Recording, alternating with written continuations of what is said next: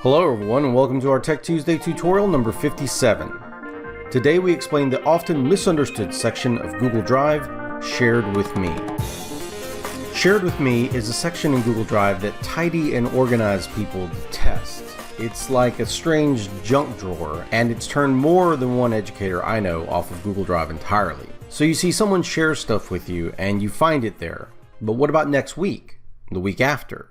Next semester? Wouldn't it be nice to kind of organize all of this? I know many people who've tried to clean up Shared with Me by deleting files. Well, okay, they're all very, very wrong. You see, because Shared with Me is fundamentally misunderstood by a lot of users, and it's kind of understandable because Google doesn't do a really good job of explaining it. So here's the secret of Shared with Me. It's not a folder, it's not a location, it's not even really a collection of files, it's a query. That's right, it's the result of a search for everything shared with me.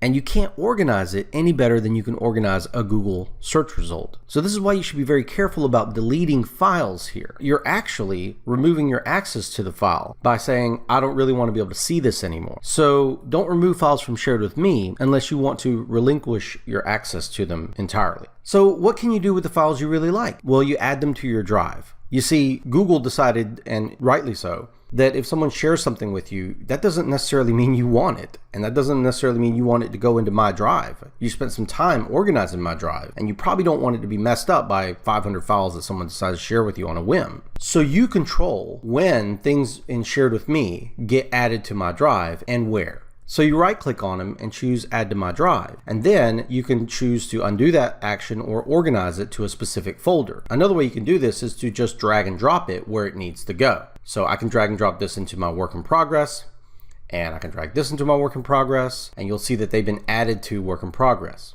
Then you can organize these files to your heart's content. It's important that you know that when you drag and drop a file like this, you're not making a copy of that file. You're not really moving that file, you're really just dragging a path to it, a link to it. The original file is still owned by that same person. If you want to make a copy of it, you need to right click on it and choose Make a Copy, and then it'll create a copy in your root folder. Okay, here's a bonus fact. Google doesn't make it obvious which of these files have been claimed or not, but if you select one, you can see the location at the bottom. If it says Shared with Me, then you haven't claimed it, and it's not in a folder or in your drive at all. So I hope you all enjoyed this video, and I hope you found it useful, and if you did, go ahead and hit that like button. If you're not subscribed yet, go ahead and hit that subscribe button.